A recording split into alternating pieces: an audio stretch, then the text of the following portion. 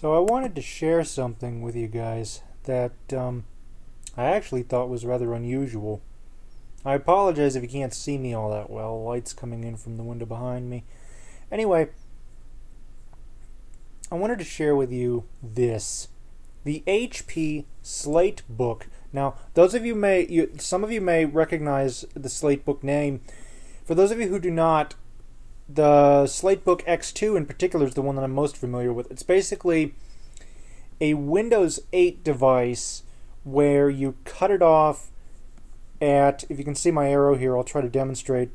You cut it off about here, right in between the monitor and the keyboard. There's a button or release latch right about here under the HP logo. You activate that and you pull out the monitor and it becomes a full-on tablet. Unfortunately, from what I understand, now keep in mind I am not really up on the Windows devices because I haven't had a need for them. But from what I understand, this particular version of a computer hasn't really been selling too well. Anyway, at least for the X2. Anyway, this is another take on the Slatebook, and if you haven't already noticed, it runs Android. It runs Google Android version 4.3 Jellybean, and yet it's a full laptop. Now, I have to say that I was curious about this. Very curious indeed after having read it, because like I said, I'm in the market to replace my MacBook Air this holiday season. And I've always considered Android to be a very robust system. A lot more robust than its mobile roots would suggest. Especially considering they've got printing utilities built into KitKat. And that's one of the things that the only question really that I have about this is that it comes with Jellybean. I'd like to know whether or not it would be updatable. Excuse me. Ooh. Upgradable to KitKat. One of the things that I love about this is the fact that it is the all-in-one package, and you've got things like full USB ports, which is something that I've always wanted to use on my phone, but I could never remember to pick up an adapter. But just to have an adapter to plug in a thumb drive, I mean, yes, you're plugging it into your phone, but if you're going to do something like that on a tablet, I figure why not just give it the full deal? Which of course I know would impact design, but I'm the kind of person who goes for function over form every time. Anyway, 2 USB ports, actually 3, there's one on the other side. Micro SD card slot, you can have up to 64 gigabytes of built-in storage, and it uses, in case you missed the logo, let me see if I can find it. It uses an NVIDIA Tegra, although I'm not sure what kind it is, but it's definitely an NVIDIA Tegra chip. It's got the Beats audio built in. This is a full Android-based computer, which I just love the concept of. As I understand it, a lot of the previous designs didn't really take off. This one might. One of the things that I love about it, besides the full USB ports, is the fact that it's got a nice big 14-inch screen. But then there's the question, how well does Android work on what is essentially a full computer platform? In fact, from what I understand, from what I can gather, this keyboard is probably adapted from a Windows-based device.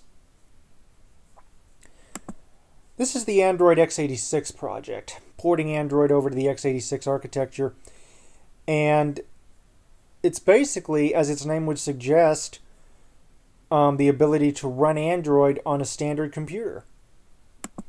So I decided to give this a shot, and I downloaded the 4.4 release candidate ISO, which is unfortunately the only one that would be generalized enough to work with my hardware.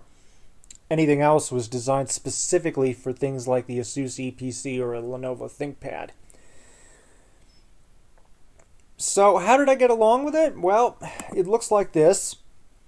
And to be honest, I got along with it with mixed results. Now what needs to be understood was I was running this on 7-year-old hardware. I was running it on an old Toshiba satellite, and I was running it on a little Vio micro PC. Now, one of the things that I did get answered, that did get answered in terms of my questions, though, was why would you want Google Android on a full laptop? As soon as I booted into the main system, got all my credentials in and whatnot, it immediately became clear. Because the Toshiba that I was running it on has a nice big 15.6-inch screen, I was just blown away by how usable that real estate really was. The fact that I'm already an avid Android user really lends itself to the possibility of using Android on a laptop, at least for me. Now, why do I say mixed results? Again, I think this might be because of the hardware that I was running it on, but every time I tried to open something up, it immediately crashed. Even like the Google Play Store, I couldn't get that open, it crashed. It didn't come with Chrome. I haven't tried the internet browser. At the moment, I have the operating system sitting on a USB thumb drive running in live mode. So I'll have to keep experimenting. But overall, in general, the concept of Android on a laptop, a lot of people may be scratching their heads. But I personally think it could take off. There was one person in my last video, in one of my previous videos, who commented that the days of Windows are numbered. And to be honest, I do agree. Microsoft is trying to enter themselves into a marketplace that, to be honest, they have no experience with. For the longest time, that Windows has been around really for the last almost 30 years. And in that time, there was never really a need to appeal necessarily to the vast consumer marketplace. They always have had their roots grounded in the enterprise sector, in business. And I think that that's where they need to continue their efforts. Will they go under? No.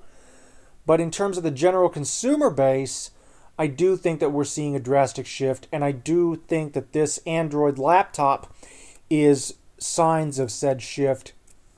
Because if this device were updatable to KitKat and I could get the printer utility in KitKat to work with my home printer, I've got a full computer with a truly robust operating system. And I've got a relative who said to me several years ago that the GNU/Linux environment would be taking over, and it is. It's taking over in our mobile space. Google Android is based on GNU/Linux. Chrome OS that I'm recording this on is based on GNU/Linux. It's got a Linux kernel underneath to interact with the hardware. So I think that I do agree with that one particular user. I apologize, I don't remember your name, but I do think that Windows days are numbered, and that Android and Chrome OS and GNU/Linux in general, which incidentally, in case anybody's wondering, Steam OS, the gaming-centric operating system, that's based on GNU/Linux. I do think that we are seeing a major shift. But generally speaking, in terms of Android, back to Android, do you think that this could take off, Android on a notebook? I'd like to see it take off. In fact, if the reviews are positive, this might be another candidate in replacing my my MacBook. But what do you guys think? Thank you for watching. Comments are welcome, and have a nice day.